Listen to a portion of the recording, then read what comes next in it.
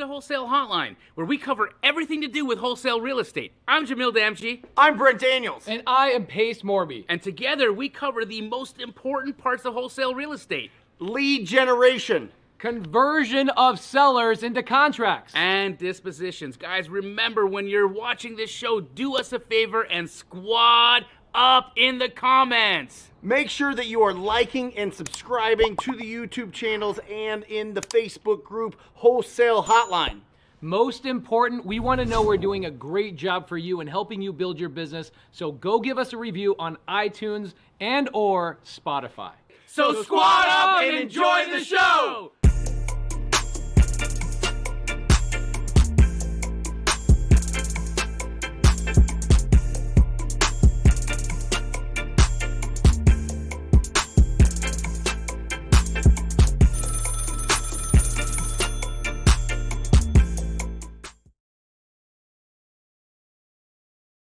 Welcome to Wholesale Hotline number 183. I'm your host, Brent Daniels, Mr. TTP, Mr. Talk to People. Jamil Jdamji is on an airplane right now as we speak, safely coming home from his trip. And Pace Morby will be jumping on shortly. He's doing a meetup in Florida, and he's going to join us for Wholesale Hotline. Now, let's start with this. If opportunity doesn't knock, build a door. Let me say that again. If opportunity doesn't knock, build a door. I love that quote. The reason I love that quote is because that's exactly the real estate business. That quote is for real estate entrepreneurs, right? If nobody's sending you referrals and you're not getting people to call you for opportunities, what are you going to do? What are you going to do? Because there's only 3 ways to generate opportunities as a real estate entrepreneur, right? You can spend money. You can buy conversations, people to call you. You can build up a reputation and get referrals for people to refer you business, or you can go out and earn it. You can go out and find opportunities every single day. It's called being proactive. It's called going after these opportunities every single day, picking up the phone and with massive imperfect action going and building up a pipeline of opportunities so that you can consistently close deals. All right? Consistently bring in income.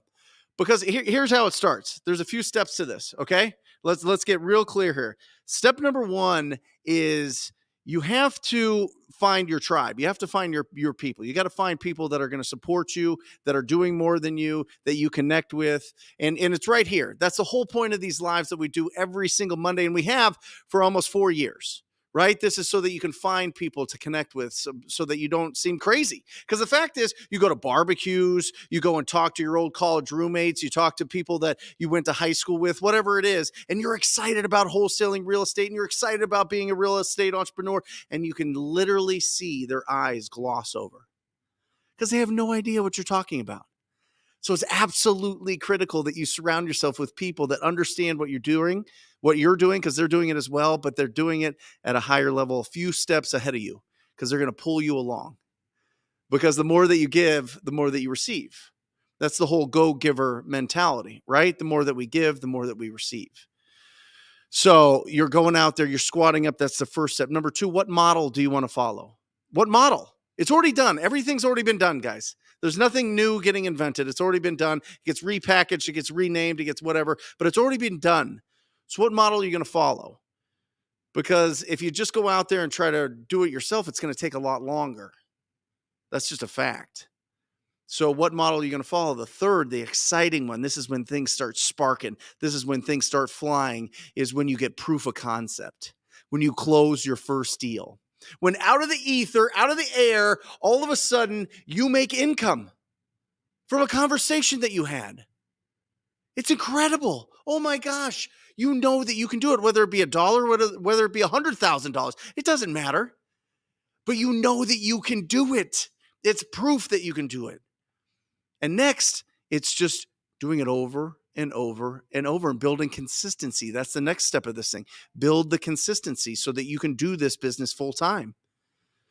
Because if you truly want to be an entrepreneur and you don't want to work for somebody else, then you have to get that consistency so that you feel comfortable and confident moving forward, knowing that your income is coming from your efforts in this business, right? And then next, from there, you've got proof of concept and you fire your boss. You fire your boss once you get that consistency, because you don't need the income from a job anymore. You're building your own business. And it's fantastic. And the momentum's going and the momentum's going and the momentum's going. And then the momentum's going so strong that you start being a magnet to bring on talent, to bring on other people. All of a sudden, people that start seeing you're standing a lot taller. You're paying things off. You're a little bit brighter. The bags in your eyes are gone. There's stars in your eyes. There's electricity coming out of your fingertips, because you don't work for anybody anymore. You work for yourself, and people want to work with you. They see that you're doing something special, and they want to be around you. And then all of a sudden you start hiring people that are better at certain roles than you ever could be. And you start firing yourself from all of those different roles until the point where you truly are working on the business and not in the business. And that's when you get real exciting stuff happen, right? That's when now you're rich, but it's time to become wealthy. It's time to take all of that earned income and put it into assets that is going to earn you that passive income.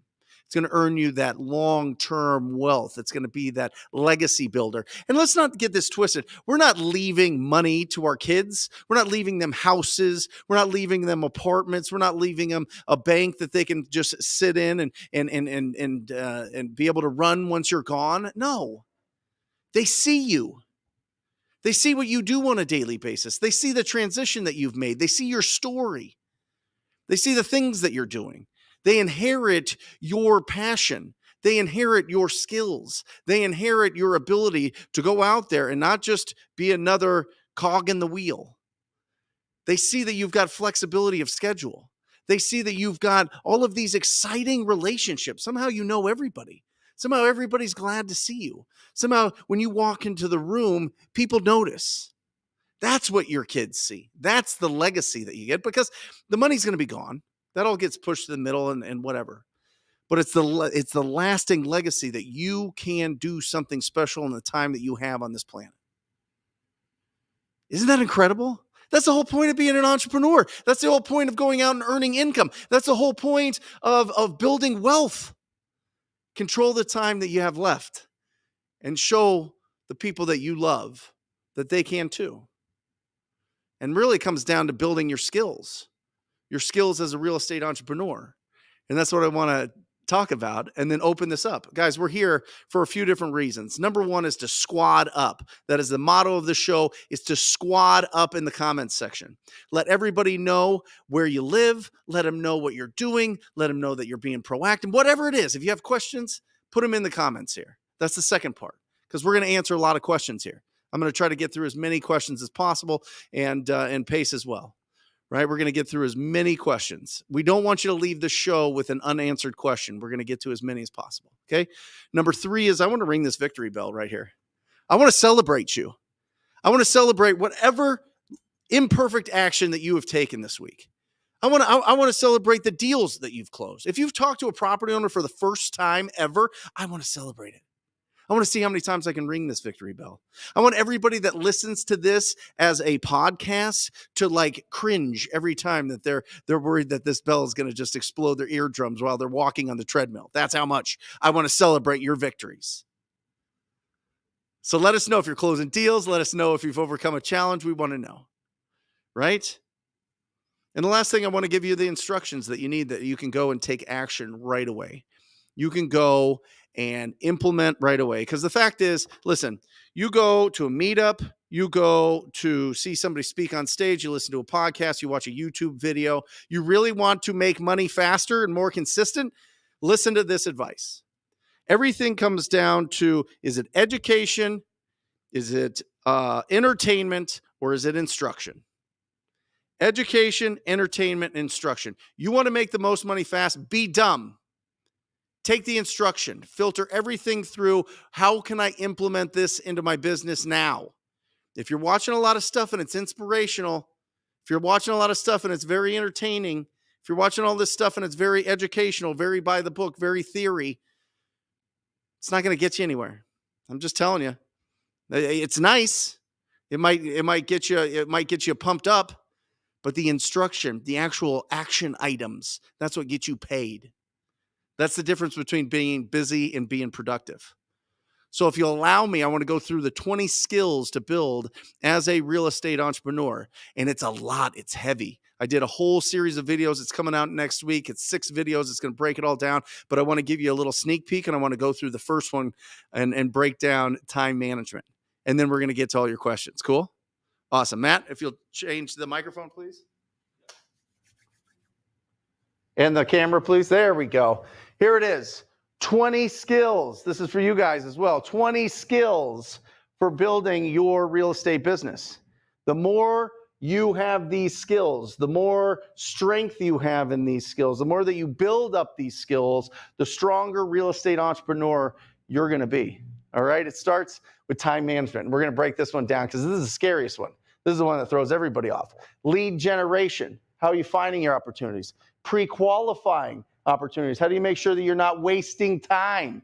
How do you know if you're spending time with people that have the potential to do business with you? Lead follow-up, right? What do you do once you have a lead? There's no reason in going out there and putting all the efforts into finding opportunities, pre-qualifying them, and then never talking to them again. Property valuation. This is what Jamil Damji is the master at. He's doing a whole master class. You can find it on his Instagram. He's doing it for the next 2 days. It's absolutely bananas. You got to do it. Property valuation. Recognizing potential and exit strategies. This is levels to the game. This is championship type levels. Recognizing different potential. Not everything is a fix and flip. Not everything is a long-term rental. You have to understand recognizing potential and exit strategies. Not everything is just a pure cash offer, right? Repair, renovation, valuation. This one trips up a ton of people. I don't know how much work needs to go into this. I better go and put it into this Excel calculator that I downloaded for free. Property fix-up calculator valuation. Okay, there it is. That's what I'm going to run my numbers. It's nonsense. Knock it off. There's easier ways to do it. Handling objections. All this is a question in the mind of somebody that you're speaking to that hasn't been answered. But what's the difference between an objection and a condition?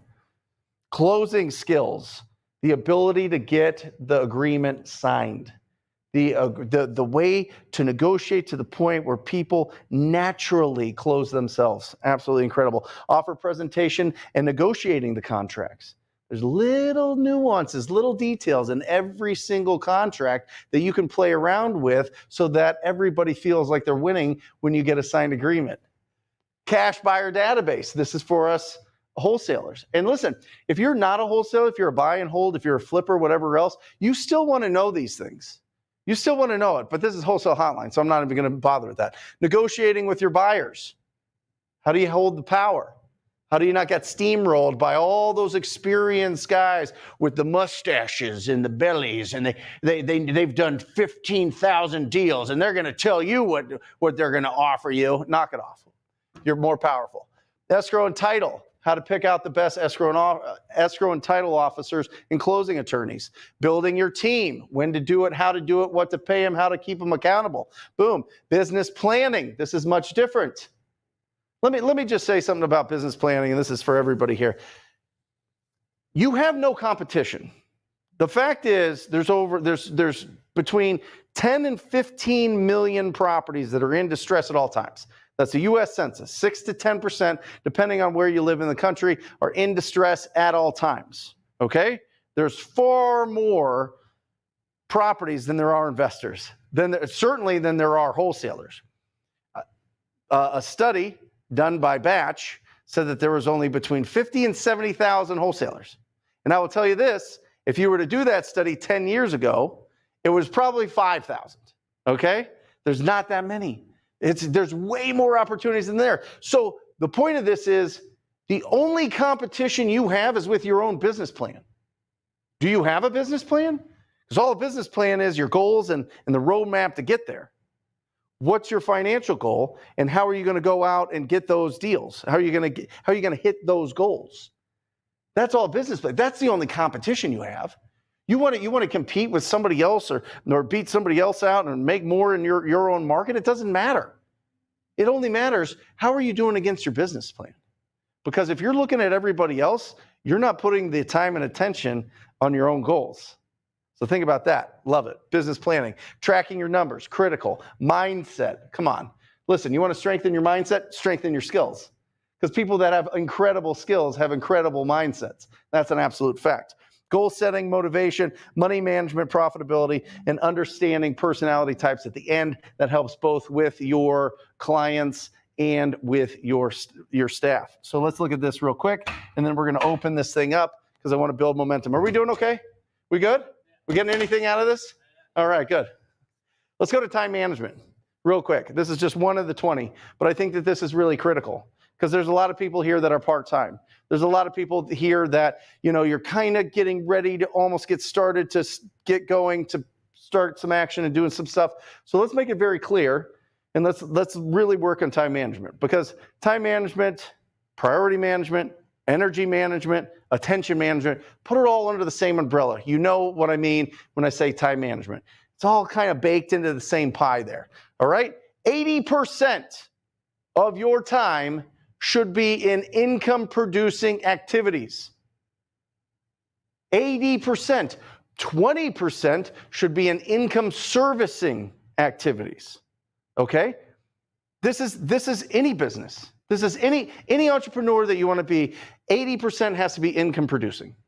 But as real estate wholesalers, if we don't have any deals, it should be 100% income-producing activity. So what does that mean? That means that you're having conversations and making offers with property owners. That's it.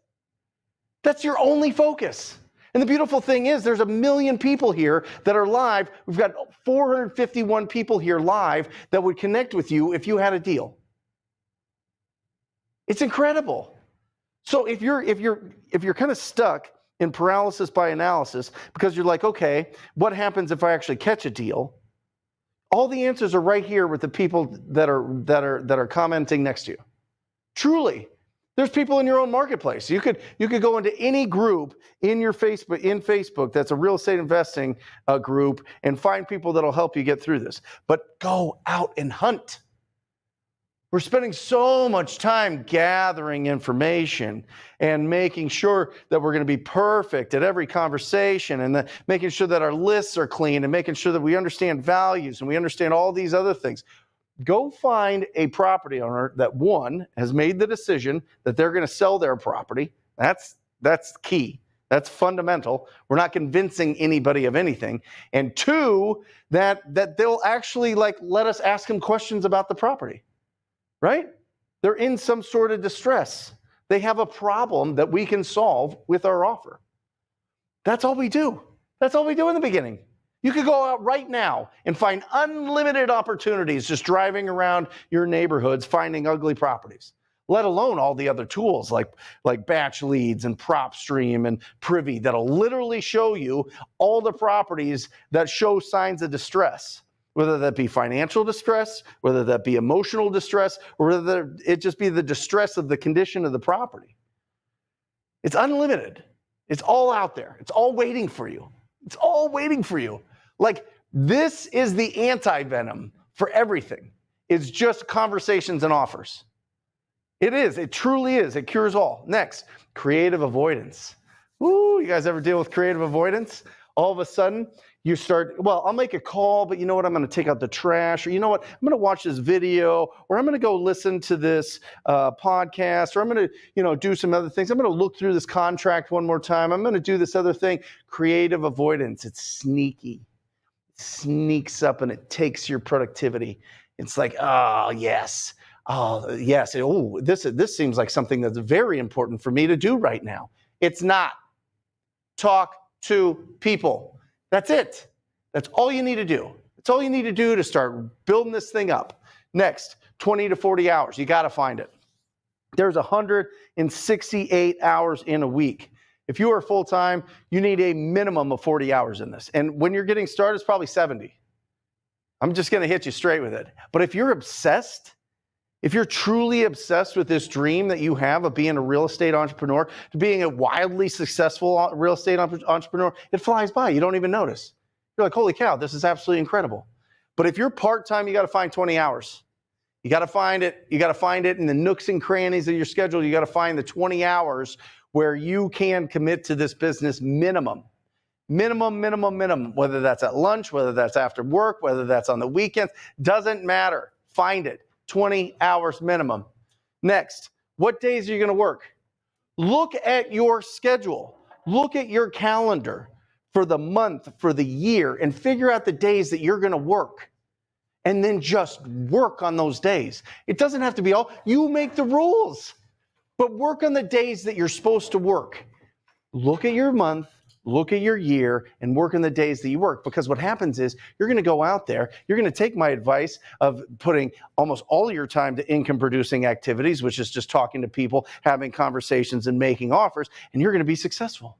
And then all of a sudden, you're going to get this $15,500 check wired into your account.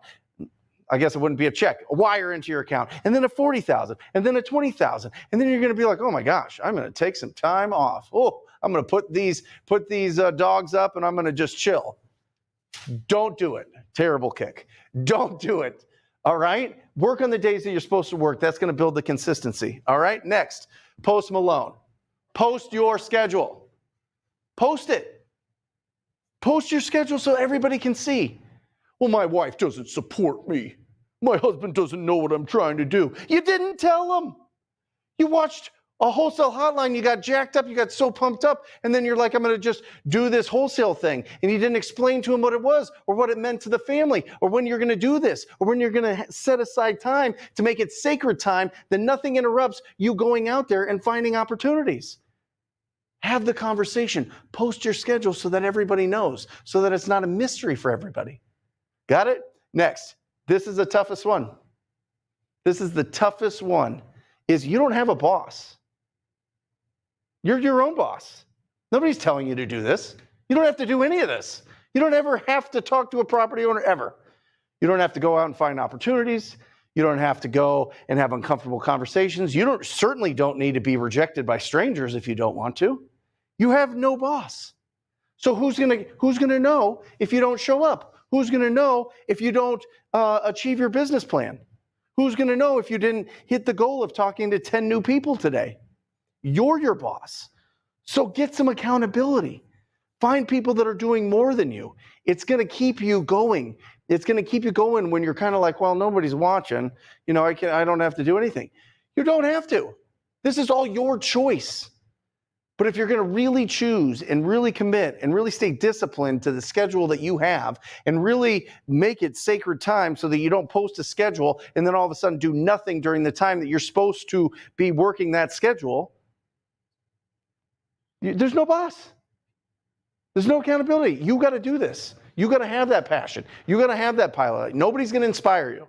Nobody's going to be there just pulling you through this whole thing every single day, making sure that you do it. You're 100% responsible for your success or your failure. 100%. So take ownership of that. And it's really awesome when you win. It's really awesome when you win. Because then you know that you did this. You're a changed person. You're a stronger person. You've got more skills. Woo! Guilt-free. Guess what happens when you work when you're supposed to work? Guess what happens when you post your schedule and you don't let creative avoidance go up and you do income-producing activities? Exhaustion is the best pillow. Done. Exhaustion is the best pillow. When you get done what you said that you were going to be done, what you were going to do, you're guilt-free. You're absolutely guilt-free. You're not worried about it. You're not worried about taking off the weekend. You're not worried about going out at night. You're not worried about taking a vacation, doing whatever, because you did what you were supposed to do. It's guilt-free. And that's the problem that we have. We push everything off. We push everything off. We push everything off. And then we feel guilty. And then we stay in the space of guilty and we put our energy towards this guilt and it doesn't actually do anything because nobody's going to pay us for our own guilt. They only pay us for the income that we provide. So go guilt-free. And imagine this. This is the last one. Imagine I'm just standing outside your window and I just watch you all day and I just take notes. 8 to 9 did this, 9 to 10 did this. Imagine if I stood behind you. No joking. But imagine if I just shadowed you all day long on a day that you're supposed to work. Imagine your greatest hero, business hero, mentor, whatever it is, just stood behind you and watched you all day, would they be proud? Would they be proud? Would they be like, oh my gosh, this batteries come included with this gal. I mean, this is a big engine on this. This is absolutely incredible. This person is going to do amazing things. Or are they going to be like, oh man, there's a lot of fear here. There's a lot of self-doubt here. There's a lot of distraction here that's going to take them off. You know what I mean? So just think about that as you're putting together your schedule and work when you're supposed to work. Have conversations, make offers, and you win. That's it. By the way, that's just one of the 20 skills to develop to being an unbelievable real estate entrepreneur. Awesome. We're rocking and rolling now. All right. Woo. Here we go. How was that? Guys, we're going to start going through some questions. So make sure that you put your questions in the chat so that we can answer those questions. Make sure that you put in any successes that you've had so that we can celebrate you, and make sure that you're squadding up. Kim Young cracks us open with our first question of Wholesale Hotline number 183. By the way, guys, if you are getting value, make sure you hit the subscribe button on each Jamil Damji, Pace Morby, and myself, Brent Daniels YouTube channel. If you're just watching it in Facebook or other channels, make sure you check them all out to be well-rounded in this business and get what you need. Because I'm telling you, between one or all of the channels, you have everything that you need to be able to really, one, go and get your first deal, certainly, but build the momentum. Awesome. Hey, Brett. I love that. Got 2 deals in the pipeline, $170K deal with 10,500 assignment fee already. Got earnest and a $57,000 deal, $12K assignment fee. Will be receiving earnest money tonight. Kim, you are out of control. You're a wild entrepreneurial monster rhinoceros. Here we go. Oh no. How do these always break, man? I'm too strong for these bells. Congratulations, Kim. That's absolutely incredible. That's, what was that? 12 and 10, 12 and 10, 22,500 on the board for Kim. Who's got more? I want to know who's doing cool things. Vicente. Quick question. What do the estimate numbers on Zillow and Redfin mean exactly? That is, so they put together an algorithm that pulls the highest values in that area, and then they do an average. And so that would be the estimated value if that property was totally fixed up. So what we do is, Matt, are we able to put like little things in here, the graphics? What to offer? So basically this, for everybody out there, if you're wondering how to know if, let me see if that's, yeah, you can put that, but I'll make some adjustments because the market is heating up, guys, but this is usually what we use. If this estimate is 250,000 or more, we're at 60%, not 50. So mark that off. It's actually 60% now because the market's going bananas. If it's between 249 and 100,000, we go 40%. And if it's under 100,000, we go 10%. Keep that at 10%. Just keep that at 10%. Yeah. And so that makes it easy. And if you really just want to get a well-rounded number, get the Zestimate, get the Redfin estimate, and get the Realtor.com estimate. Add them all up, divide by 3 to get the average, and then 60, 40, 10. 60, 40, 10 based on the price. Okay. And that'll get you really, really close. And let me give you a tip here. Okay. Somebody goes, hey, what will you give me for my property? Right? How much will you give me? How much will you give me? Anytime that you ask somebody, would you consider an offer on their property? There's only 6 responses they can give you. Yes, no, maybe. How much will you give me? Who are you? And how'd you get my number? That's it. Right? If you're cold calling them. And so with the how'd you get my number or how much will you give me?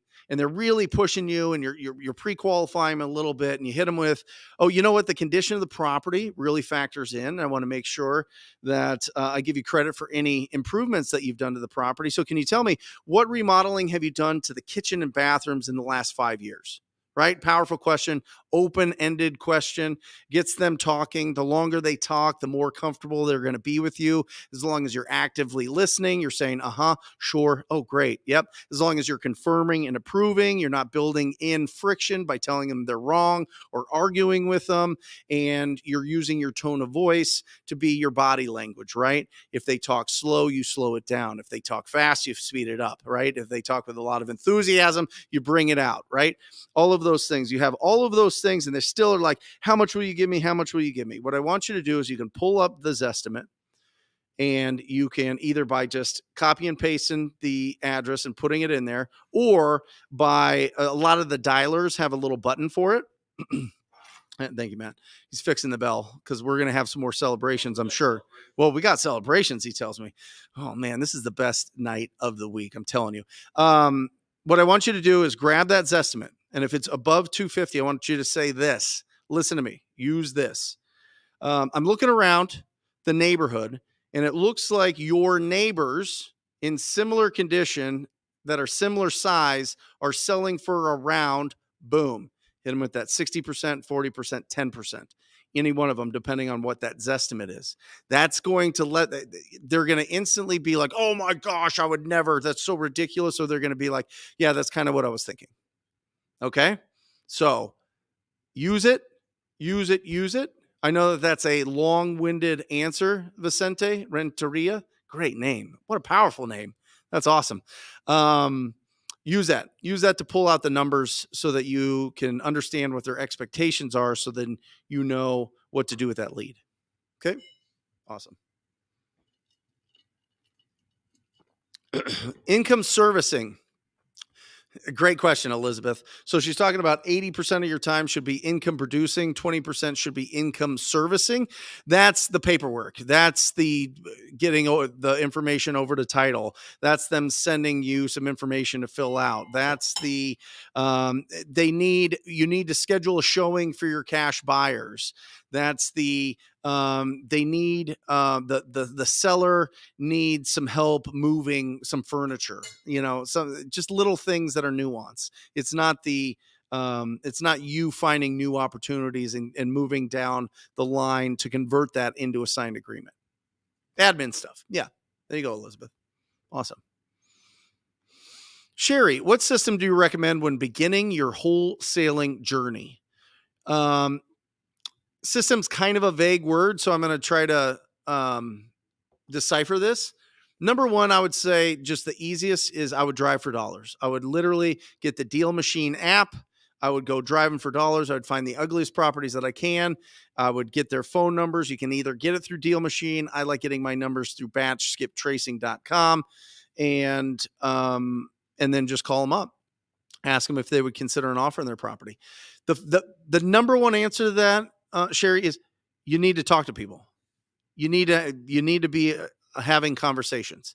And again, there's only 3 ways to have conversations. You buy them through marketing, you wait for them through referrals, or you earn them through going out and being proactive by picking up the phone or knocking on the doors. So that's it. And if you need anything, Sherry, we got a ton of stuff at wholesalinginc.com. If you want to check it out, we've got a ton of free training in there, a ton of downloads. It's an unbelievable amount of resources there. Alan, hey, Brent, just closed a property last week, closing on a deal today for a flip. Notary just walked into my house. We were closing on another one on the 28th, making a total of $128,000 this month. Oh my God. These guys are here. These guys are in Phoenix. Come on. Give it up. Yeah, give it up. Alan Martinez. That is awesome. You guys are phenomenal. Young guys living in Phoenix, crushing it, absolutely doing amazing things. Congratulations. Now, here's the thing. Whenever you have a big month, the challenge is this. That's your new minimum standard. Okay? You make $128K this month. Oh, wait, proof of concept. You know you could do it. That's your minimum standard.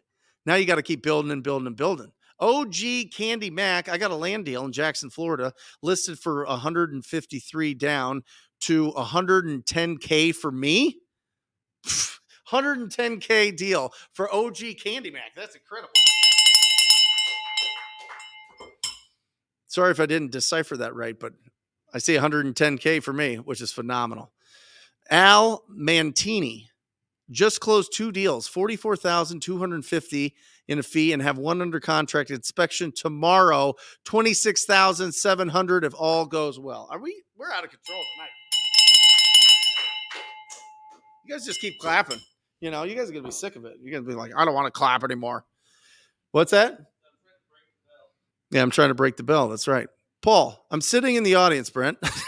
There he is. Yes. Okay. Close a 200K property in Nashville today. Come on up. Made 5,000. Have another closing tomorrow in Memphis. Well, you ring your own victory bell here, brother. Come on, Paul. Look at this. Give it up for him. You don't clap for the guy that's in the room. That's awesome. Show everybody your shirt. Look at that. Look at that shirt. There it is. I love it. I love it. Congratulations. That's awesome. Nice. Rhea.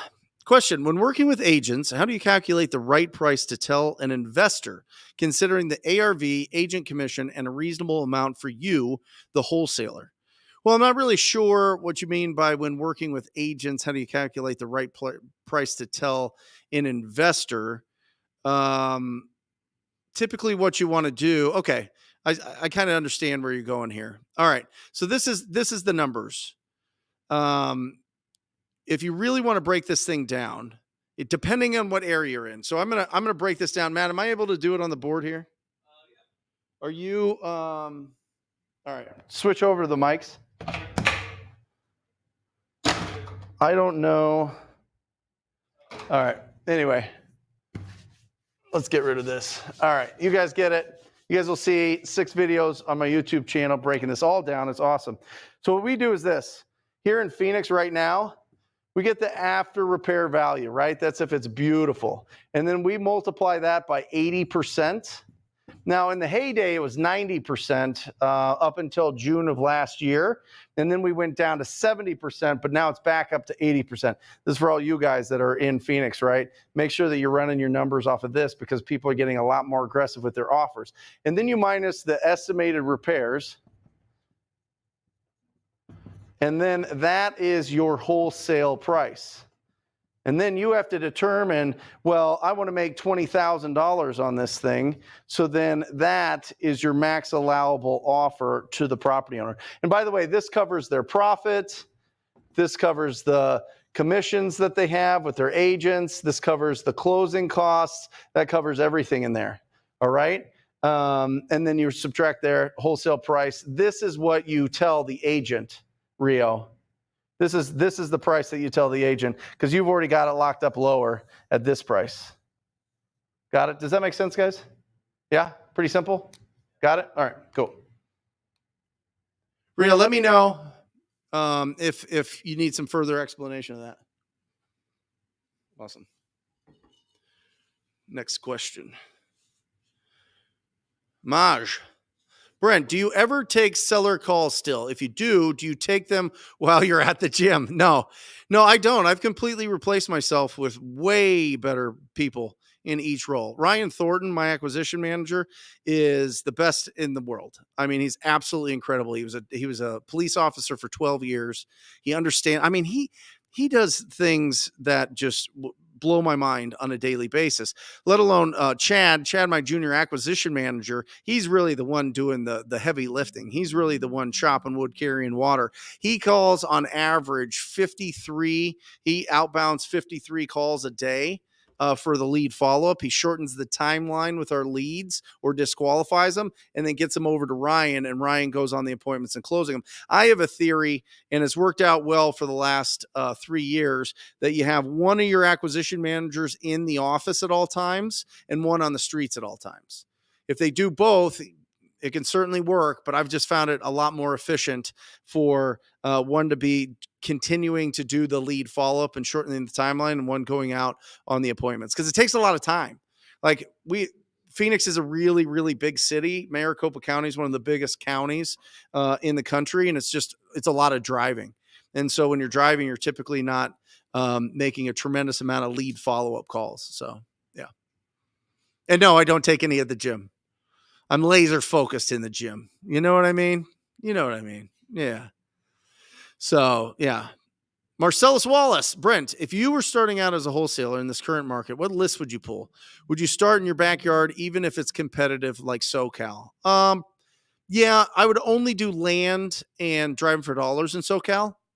I wouldn't pull the lists and do that unless they're like a vacant list or a niche list, like inherited through US Leads list or something like that. But you can have you can do a tremendous amount of deals with just driving for dollars and land and the US Leads list inherited probates. But yeah, I would start in my backyard and just start making calls, just start going after it, and then just start building up the pipeline of opportunities for sure. Yep, great question. And the other thing I would say, Marcellus, is I would do my backyard, but I would also pull a lower priced market. One that I'm familiar with, one that I could squat up with somebody in, and I would pull a list of 300 addresses in that market, and I would start calling through and see if it's a better conversation. Kimberly Nicole Kleem, awesome name. I've got 3 lending deals out currently, 150K with 30K return, 430K out, 107.5K return, and 115 out with 25K return, all within 60 days, and are hoping to wholesale our first deal Wednesday in Sinise, California, that we got off market from an Astro Blaster agent. Thanks, guys. Congratulations, Kimberly Nicole Kleem. Come on. Listen, I'll tell you what, Pace is going to go and he's going to buy up all the properties everywhere, and he's going to build a huge rental portfolio. And that's his strategy. My strategy is stack as much money and be like Kimberly, lend that money out. I believe, this is just my belief, that the bank is the top of the pyramid. The bank is the top of the pyramid. And I see the lifestyle of the hard money lenders in our town and in other towns, and it is unmatched. It is unmatched. I mean, these guys, oh my gosh, they're making tremendous profits. They can't lend enough money. They're secured by real estate. That's my goal in all of this. Credible wholesaling business, put it in, take the cash, put it into lending, and build that and roll that and roll that. And I won't live off that. And I don't think, listen, if you think that you're going to live off rental income, you're making a huge mistake. Rental income is just the cherry on top. Because the fact is, you're going to have, let's just say that you make $500 a month in passive income from it, which is incredible, which you can in a lot of these markets, especially if they're lower price markets. But Google it. The average cost for a property is $3,500 to $5,500 a year in repairs and just updating, not even updating, just owning it. So you really don't cash flow anything on most deals. I mean, you do some more. It's more of an appreciation game, depreciation game, debt payoff game, that type of thing. And that's just my opinion. I mean, you guys will hear from plenty of other incredible people and their opinions, but my plan, make a ton of money, lend that money at 12, 14%, earn a point or two each time that I do it, roll it, build a business behind that, have somebody run that, and then just do whatever I want, which is awesome. Be the bank. Marcellus Wallace, what is your monthly overhead? It recently went up because we started doing pay-per-click and TV.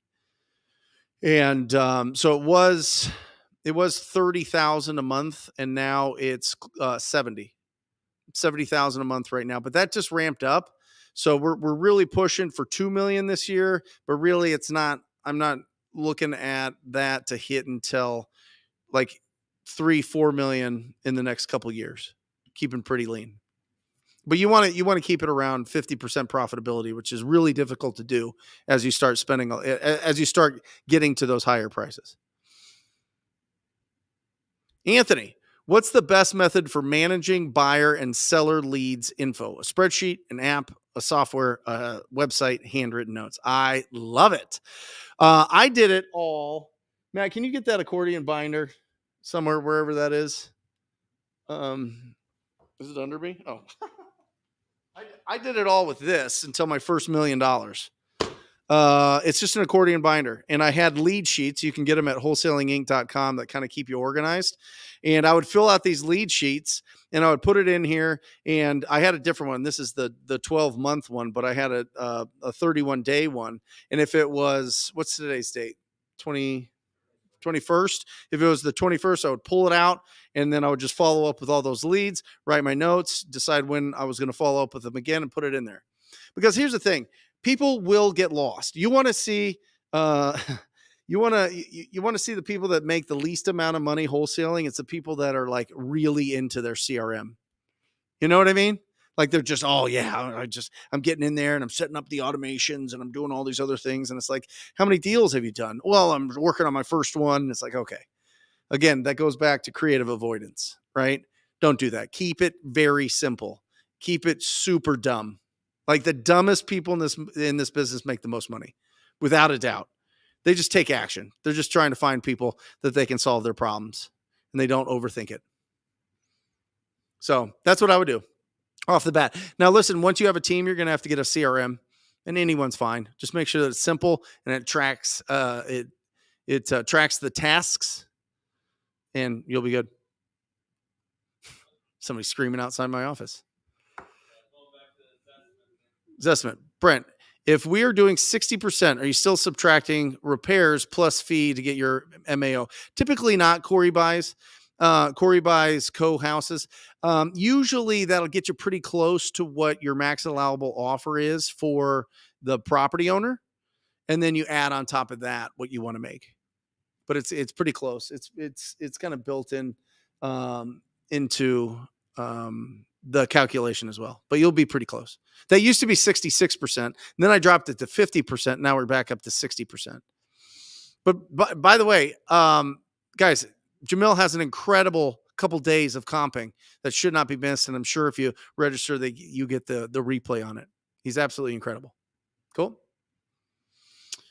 Brett, I created a pre-foreclosure list, skip traced the address for 10 cents. Most people seem to be in denial and said there is no problem here. In your experience, how often is there denial?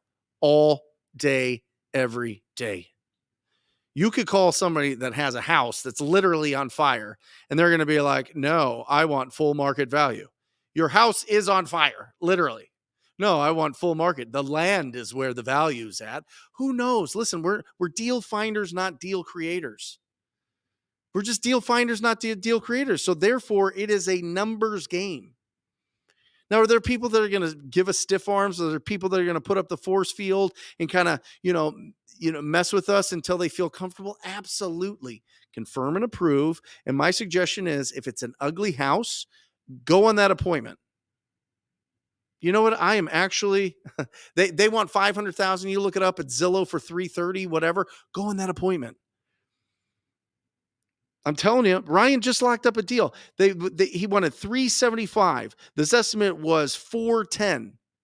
Beautiful house, like carpet and paint, like truly. And we don't run across these often. Newer property, built after 2000, tile roof, stucco house. That's what we have in Arizona. Beautiful master plan community. Went on the appointment, got it for 310. We're going to close on it and literally just put it on the market, make 50K. You never know. Just go on those appointments. It's probably a terrible example because I said go on ugly houses, but the guy was, he was motivated. So if they're motivated or have an ugly house, go with that. There you go. What else we got, Matt? We got questions? I got more. I was double reading them. Oh, he's double reading them. Nav, how do you go about setting both leading and lagging metrics for both your acquisition and disposition side of the business? For context, this would be a direct for agent model. Thank you, my man. That sounds like you are really smart. I don't know what any of that means. No, I do, obviously, but you should know the amount of leads that are in your pipeline, and you should know how many hot leads you have, how many warm leads you have, and how many deals that you currently have under contract. So with acquisition managers, you just want to make sure that they're doing lead follow-up all day long. Your job is to dump the leads in the top. And so, I mean, they just go and lock it up. They got to build the skills to go and lock it up. I mean, on the disposition, leading and lagging, I don't know, bro. We talk to people all day long. We do deals, and it's a good business. I don't know. I don't overthink it. Probably have to ask a more successful analytical that question. Femi, where do you get those lead sheets? Wholesalinginc.com. Wholesalinginc.com. Yeah. That's there it is. It's right there. Click it after the show because we got much more to go. There you go. I think that rhymes. Susie, I made $15K in my first deal, working on my second for $25K, but wondering about agency disclosures. The guy who runs real estate school around here says I need to disclose I am an agent. All right. First of all, Susie, here you go. Second of all, we have it built into our contract. In Arizona, you have to disclose if you have a real estate license. So we just put in there. Principal of the LLC or owner of the LLC has an active real estate license. We put it right into the contract. So it's no big deal. Yeah. Super easy. And I think that's most states too. Yeah. Ricky Hines, Brent, how would you go about getting wholesalers to give you access to talk to the seller? Trust. Most of them think that you're going to try to backdoor them. That's why they don't want you to talk to the seller. So that's really the biggest thing. You got to build a relationship with those wholesalers that they understand that you understand the rules, right? And so they're just scared to death that you're going to go, and like so many people. I mean, this happens every day to every single one of our leads. If we put it out, somebody showing up at their door. There's like a couple groups in town. They don't last long, but they pop up all of a sudden out of nowhere, and they take our blast and they knock on the door and they say, "Hey, they're trying to sell this deal. Did you know that? How much did you sell it to them for? I'll make you a better offer." They're literally trying to get the seller to breach the contract. You could sue the seller.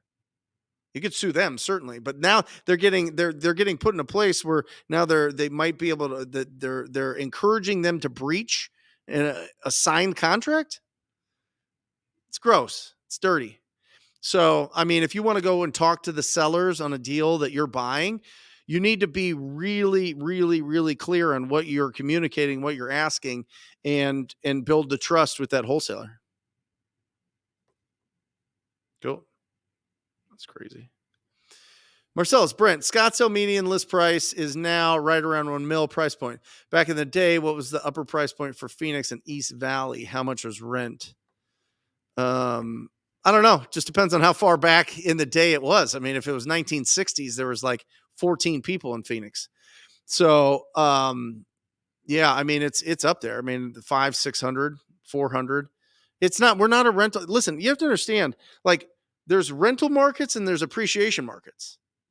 San Diego is not a rental market. Phoenix is not a rental market. Austin is not a rental market. Dallas, maybe on the outskirts. Chicago is not a rental market. These are not rental markets unless it's multifamily. That's different.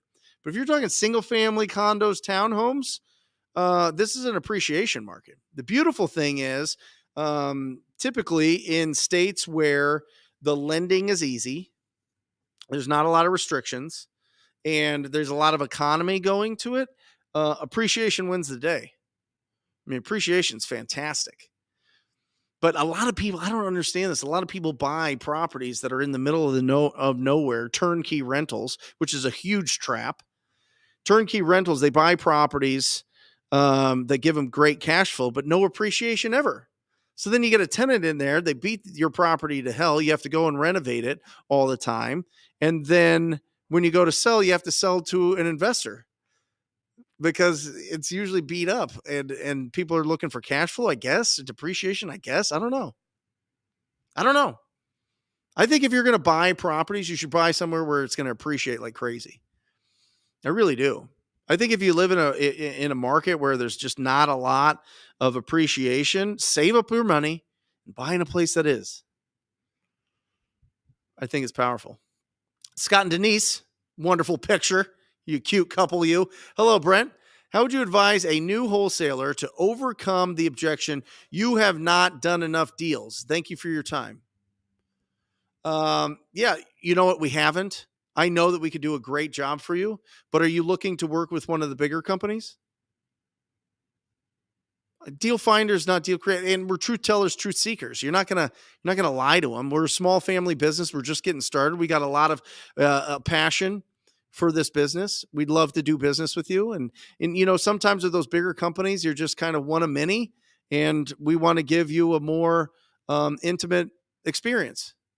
So is that something you're looking for? Or are you looking to work for somebody that is doing a lot of business? Totally understand either way. See how you're kind of pulling back, but you're telling them the truth and you're feeling confident about it. So that's worked a lot. That's worked a lot with a lot of my new students, is you just hit them between the eyes. You're absolutely right. I haven't closed a lot, but I'm working with somebody that has. I mean, you could leverage me if you want, Scott and Denise.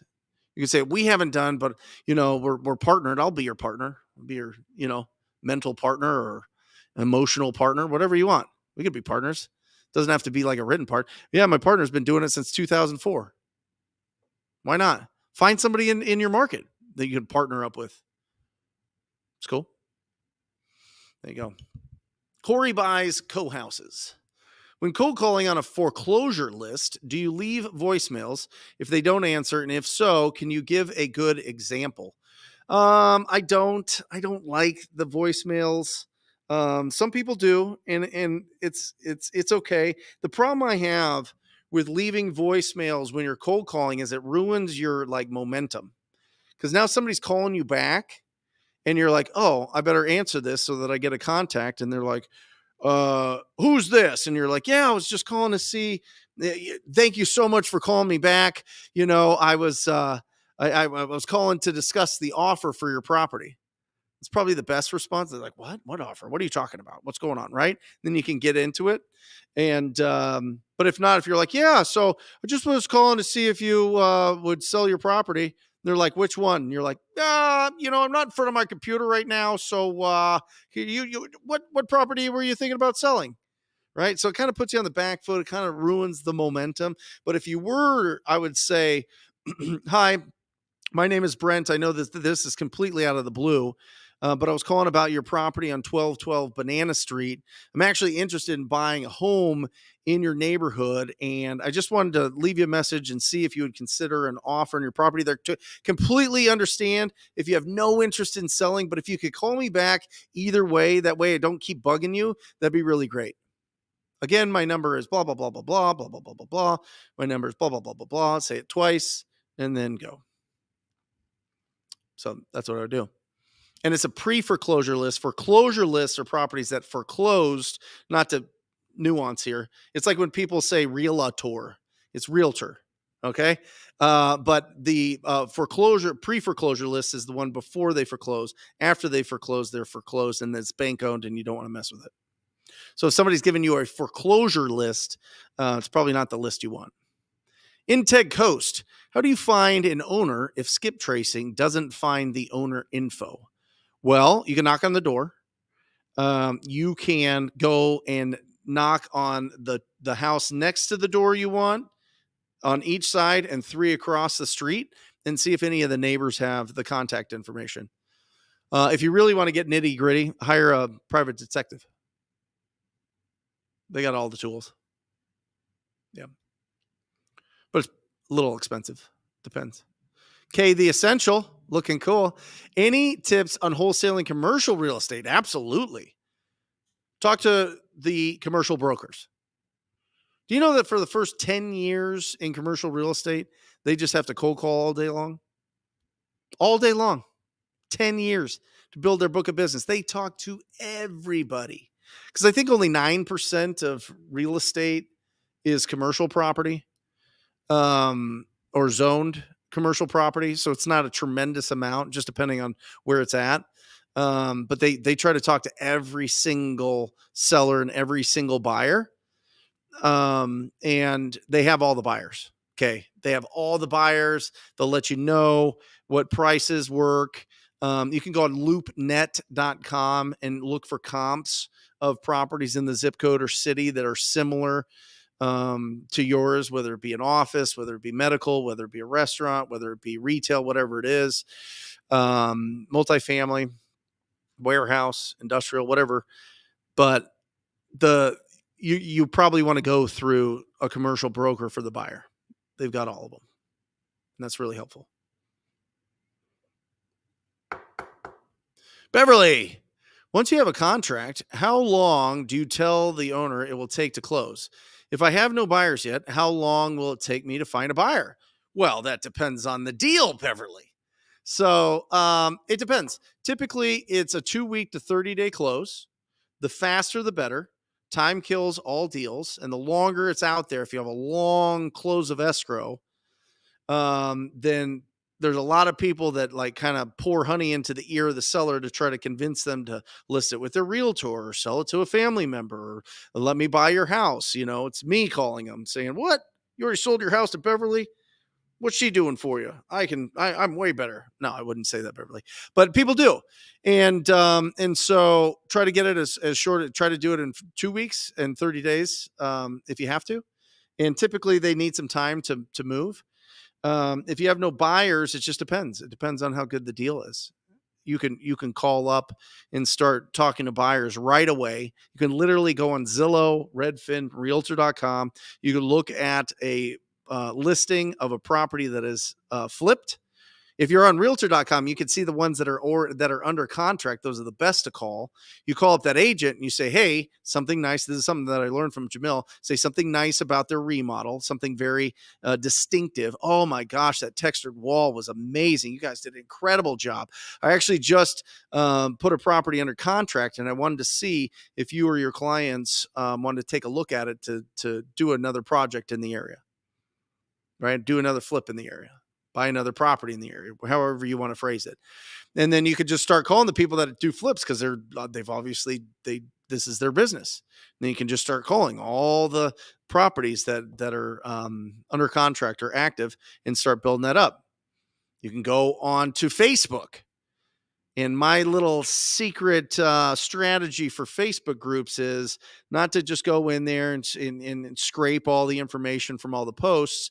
I want to reach out to the person that created that group and with a deal and talk to them because they know everybody, right? They're going to know everybody typically, and they're going to be pretty experienced. So you just send them a DM and start that relationship. Or you can just Google bid at foreclosure auctions, find the companies that bid at foreclosure auctions, have a conversation with them. They have all the buyers. So there you go. So you and smoke and deal, you could have that sold in the first conversation. And then obviously build up your pipeline. Amy, got my first deal under contract in Prosper, 2 acres with a home, need renovation. I'm being told by the company, the title company, that the contract cannot include an assignment fee. They say no profit can be made. What? I've never heard of that, Amy. I would change your title company. So you have it under contract. They're saying that you can't assign it and get income. Where is Prosper? Is it in Illinois? If it's in a state that requires a license, there might be something there, but typically you're allowed to do at least one. So check that. But in Texas, oh come on, doing deals all the time in Texas. Yeah, go find a different title company. I would see what's going on. If you could explain a little bit more on what they're saying to you, I'd be real curious because I'd love to unravel that. All right. Thanks, Matt. Under a new sun. Question. Hi, Brent. When comping, if 2 houses are essentially the same except for their ages, what are the best practices for adjusting ARV of your target property? It just depends. I mean, if it's plus or minus 15 years, the appraisers are going to use it. It just depends on the architecture. You know what I mean? Like the 70s was like the worst era of floor plans of all time. It's just awful, just weird floor plans. People are getting real wacky with it. So if you have a 70s and then you have a 90s, and the 90s has more of a traditional floor plan, in the 70s you have to like take 3 steps down to go to the kitchen and 4 steps up to go to the bathroom, and you've got a fireplace in the middle of the whatever living room, but it's like totally dominating the whole thing. It's more floor plan than it is age. And it depends on how close they are. I mean, obviously, if they're in this, that's why you go neighborhood first and then expand out from there, because usually that neighborhood's pretty consistent with the architecture. But if you're going way out and it's the same size, but the floor plan's all different, it's night and day. Night and day. And historic houses, don't even get me started. I mean, historic houses get a premium. They're so charming. Oh my God, what a cute house. What a cute house this is. They don't build them like they used to. Is this a Sears house? Look that up. Sears house. They would just send it to you. They would just ship you houses and you had to build it yourself. Awesome. Jeff, have you had any issues with people on the do not call list when cold calling? No. If we run across it, people say, I'm on the do not call. I'm so sorry. I'll remove you immediately. Move on. But we've made millions of calls. Kareem. Hey, Brent, I did my first wholesale deal back in 2019, pulling from a probate list. From knowing zero to close in 4 months, I fell out of the game due to burnout. Want to get back in. Should I hire a VA to cold call? Absolutely not. Absolutely not. Build the skill, Kareem. Build the skill. Build the skill of effectively communicating with property owners. Until you talk to 1,000 people yourself, this is for everybody, not just you, Kareem. Until you talk to 1,000 people yourself, don't hire anybody. I'm serious. This whole just hire VA. I am telling you, I get I don't know, 10 DMs a day, probably 4 texts from people in the Rhino tribe that tell me, oh my gosh, I put my money into these VAs. They were sending me, I'll read you one right now. Literally from today. You want me to prove it? I'll prove it. You want me to do this? I'll do it right here. This is great. Where is he? Yeah, here it is. Use them 9 months. First 3 months was good, and then it went bad. Mainly terrible lead quality, and it seemed like they were shutting my campaign down for the day after getting my guaranteed 2 leads per day. They were also submitting leads from states that weren't on any of our lists, which made me question if they were giving us other people's leads and vice versa. Do the calls yourself and hire and pay for quality callers. I pay Fran $24 an hour. She made me $800,000 last year. Let that sink in. It was like I don't know what that is. It's like a 25 times ROI or something silly. It was incredible. I would find somebody that's really, really good, and to build up your marketing budget, go out and get some deals. But do the calls yourself. Talk to 1,000 people. That's a skill that nobody can take from you. After 1,000 conversations with property owners, you're going to feel bulletproof. Or agents, I don't care. Just talk to 1,000 people about real estate. Especially if you're just getting started out. You're going to be so powerful. You're going to feel unbelievable. Awesome. Michael Reyes, we just got a property signed. We're going to make $59,000. I know you are, brother. I know you are. Here we go. That's a Rhino. We do massive deals in the Rhino tribe. That's just a fact. When you go direct to property owner, you get massive deals. It's just the truth. You could get massive deals going through an agent. You can go massive deals wholesaling for other people. We made $51,000 on a deal that was assigned to us from another wholesaler earlier this year. But to get consistent, it's direct to seller. I'm telling you guys, direct to seller truly is. Michael's doing amazing, absolutely amazing. Congratulations, brother, my man, Dimitri von Kamp. You guys know about this guy? Lives in Belgium, does 100 deals a year in Florida. He's incredible. Brent, at what point would you decide, if ever, to just completely focus on managing and selecting the investments which you acquire from wholesaling? The math changes through the years. Yeah, it's absolutely the truth. It just depends. Dimitri, I don't want to own a lot of rental properties. I want to be the bank. I had a lot of rental properties. And this is a conversation I've had with Jerry Norton a bunch. Jerry had a tremendous amount of them, sold them all. It's like, no, the bank's where it's at. And that's just, that's my strategy. I'll probably pick up a property every single year. And it might be a commercial property. It might be multifamily. It might be a single family. I don't know, but I will tell you, it'll be in good school districts, good areas, 100%. And then the rest of it's going to be for building a bank. That's what I want to leave. I'd be, and that's where I'm at right now. I'm 41 years old. I don't know. Maybe at 45, I'll just be like, oh my gosh, I got to buy more properties. But right now, Dimitri, I just want to be the bank. I see these hard money lenders, man, and they are just 5 o'clock Friday. It's done. They're done for the weekend. Holidays, forget about it. I mean, the banks own the best real estate. I don't know if there's something hand in there. So maybe be the bank and buy a bunch of great real estate. But that's my strategy. Starting to get thin. Guys, we need some more questions. We got 19 more minutes, or I can just stand up here and go through the 20 skills again. I'm going to do that anyway, just so it's really sinks in, and take a picture of the 20 skills once I flip it back around. But I've got a real cool breakdown. I'm really proud of what we did. Matt and I shot some incredible breakdown on the 20 skills, and I think it'll really make sense. So yeah. Jim, Brent, how's the fix and flip market in Maricopa? You know what's amazing? Here's what's amazing. When these interest rates went up, the flippers got stuck. They got stuck because we're a payment society.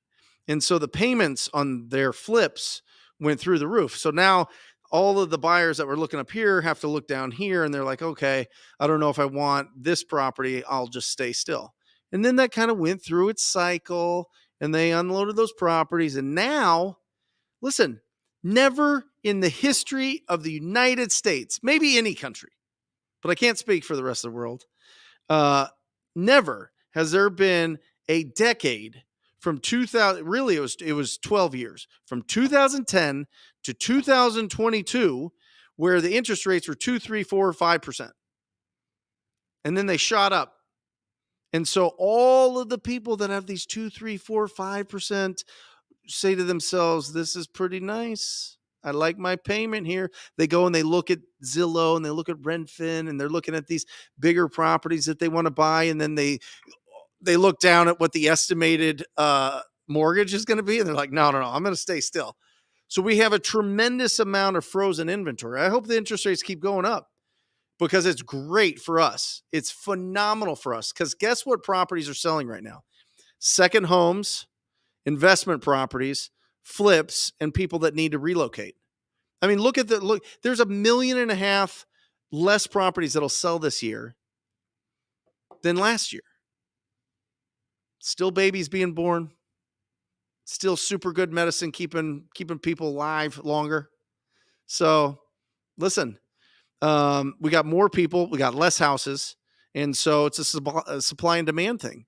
So now we're seeing buyers like chomp at the bit for every single deal that we have, because they know they're going to make a fortune when they flip this thing, because there's no properties. Try going putting a non-renovated, non-clean house on the market right now. Nobody's going to buy it. Nobody's buying them. So they're buying the beautiful, clean properties, because they can convince themselves through emotions that this house is so beautiful, you must have it. We're gonna marry the house, but we're gonna date the rate. And as soon as interest rates go down, we're gonna refinance, and we're gonna be in the home of our dreams. People don't say that for houses that haven't been renovated. Come on. Unless the price point's right, but you know. So right now is a phenomenal time for flippers. Right now is a phenomenal time. And that makes it great for us. Jakai. Hey, Brent, sorry. Has the average rehab estimate changed at all? I still use a fix and flip calculator, 2023 edition that you shared back in March, but according to my buyers, my numbers are off. Yeah, then adjust. I mean, listen, they're going to tell you. It just depends on what market you're in. Matt, can you put that up? I would say that I would increase it for real. I would increase the repair budgets on these things for sure. Just because it's things are more expensive. Yeah, here it is. So there's really 3 buckets, right? It's an easy remodel. It's just carpet and paint, needs work, needs some more renovation. Wow, this is bad. And then add 10K for every major item. I would probably bump all of this up 10K. Yeah. I would bump this up 10K each of it just because it's crazy. It is crazy. I'm putting on like an extra deck at my cabin in the woods, and it's like $50,000. You know what I mean? It's like $78,000. Somehow it ballooned to $78,000 because I'm gonna paint the metal roof to match it. It's wild. Absolutely wild. Worth it for sure. But yeah, things are expensive for sure. If agents are bringing us wholesale deals that are in the $1 million plus range, how do we go about negotiating earnest money deposit? It's common for them to ask for 10K plus earnest. Yeah. Be ready for 1%. For sure. Guys, if you're working with an agent, it's going to be 1% like most of the time. I mean, I'm not the master at it. What is it? Are they asking for 1%? Yeah. Flat 500? 5,000 for the agents? Yeah. For agent deals? Flat 5,000 here. Yep. Really common. So they want more. And that's a fun one to play around with, Marcellus, because if you have a smoking deal, if I have a smoking deal, I'll say, listen, I'll give you 10,000 non-refundable released to the seller today. I will give the seller a $10,000 check today if they accept my offer.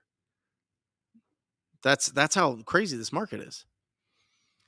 So, yeah, just know you're negotiating against that. So you got to be real confident. Lenny, how to not get in legal matters when wholesaling. Okay, don't be unethical or don't do anything illegal. I mean, listen,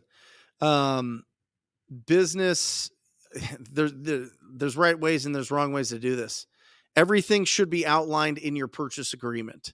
So if everything's outlined in your purchase agreement, that's really that is the blueprint of what's going to happen between the relationship between that seller and you. Now, as soon as we have this deal under contract, it turns into an asset.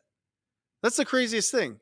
I was out at a dad's night with my son's school, and I was talking to this guy, and he was kind of gruff, and he kind of looked like a toad, to be honest. And he was like,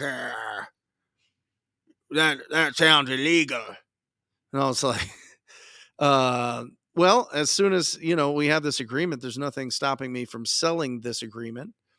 And I shouldn't have even gone to it. I'm going to just start saying I'm a flipper when I'm out there talking to my, the parents of kids. Yeah, I just flip houses. Oh, okay. That makes sense. Anyway, I get excited about wholesaling. I'm proud to be a wholesaler. I like saying stuff like that, but it blows people's minds. They're like, oh, what is happening? The sky is red. Everything's upside down. But yeah, I mean, legal matter, everything should be on the contract, and then just make sure that what's on the contract gets done. And don't lie. Truth teller, truth seeker, and do what's in the best interest of the property owner. Listen, if you've got somebody, this is where people get in trouble. People get in trouble when it's older people that don't have counsel. I will not do a deal with an older person unless they have an attorney or a family member that signs off on it, without a doubt. Just that's just practice. Nothing because anything happened, nothing because of any lawsuits, nothing because of anything. It just makes me sleep good at night. And, you can make money and not sleep good at night, which is what's the point? So, I think that's where a lot of the things kind of get caught up, at least in some of the articles and some of the suits that I've seen. But there's people that are scammers out there. I mean, there are literally people in every market that are locking property owners under contract with no intention of buying it, with no ability to buy it, and then they record a memorandum of that. They'll lock it up for whatever. You want 300? It happened to you? Yeah. Called the FBI. Yep. Yeah. So people will, well, that's a couple. I mean, literally, you could go out there and just write a deed and stamp it and say that you own something, which, is illegal. But what people are doing now is they're locking up a deal that I would pay $250,000 for. They're locking it up at $400,000, whatever the seller wants. And then they're recording a memorandum of that. And then they just wait around until the seller has to sell to somebody else.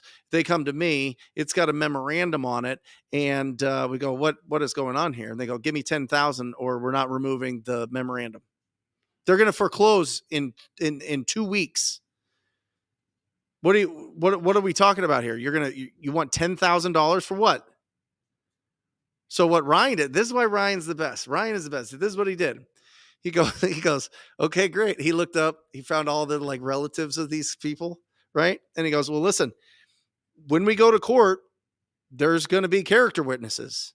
And before that happens, I'm going to call up and I'm going to talk to Sue, and I'm going to talk to Patrick, and I'm going to talk to Bill, and I'm going to talk to all your family members, and I'm going to find out about you.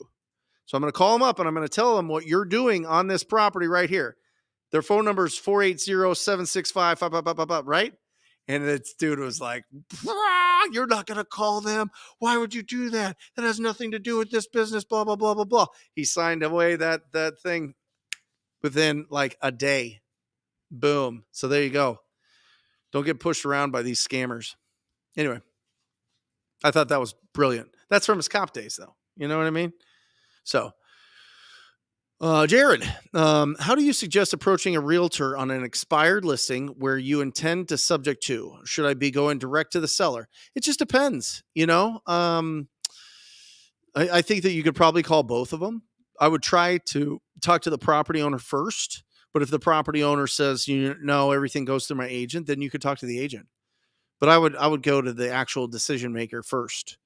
And if they prefer that you communicate with the agent, then you can get them involved. And oftentimes they do because they don't know exactly what you're talking about. And so that helps. That's it. Awesome, guys. In this last couple minutes, I want to go over one more time. Matt, do you mind switching over my mic? Guys, take a picture. Start working on this. Start thinking about this and watch the videos that I got coming out. What do you think, Matt? Next week? Next week, they're going to be 20 skills to build as a real estate entrepreneur. The stronger you are at these skills, the stronger your business is going to be. The more that you kind of sleep on some of these skills, it's going to take you longer to really get to where you want when it comes to profitability and when it comes to like really bringing on great talent and getting that consistency. All right? Time management, lead generation, pre-qualifying, lead follow-up, property valuations, recognizing potential and exit strategies, repair renovation valuation, handling objections, closing skills, offer presentation and negotiating contracts, cash buyer database, negotiating with your buyers, escrow and title. This is for, wholesaling businesses. Building your team, business planning, tracking your numbers, mindset, goal setting and motivation, money management, profitability, and understanding personality styles. Feels heavy, but you can do it.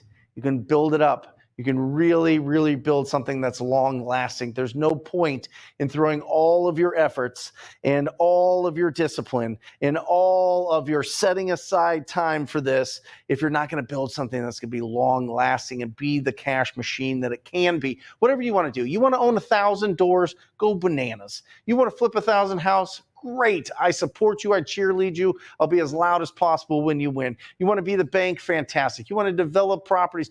Absolutely incredible. Just understand that whatever you want to do as a real estate entrepreneur is in these 20 skills. Okay? So just keep building them, keep building them, keep building them, keep building them. And you're gonna have an unbelievable business. All right? That's it. Wholesale Hotline number 183. We are done. I love you guys. If you need anything, wholesalinginc.com. We have a ton of downloads there. Make sure that you're subscribed. And remember this, that this is also a podcast. The Wholesale Hotline is a podcast, and we have a podcast episode 7 days a week. And that's with Pace Morby, original content, Jamil DMG, original content, myself, and Jerry Norton. So make sure that you check it out on Spotify and on iTunes. And if you could, it would mean a world to us if you leave a review. And that's it. We love you guys. We'll see you next week. We out. Or just say squat up. So squat up and enjoy the show. Yeah. Yep. Okay. 1, 2, 3. So squat up and enjoy the show. What are you doing? I didn't say nothing. Why? I don't know. Okay. So squat up and enjoy the show. Cool. I think we should use the one where Jamil doesn't say anything.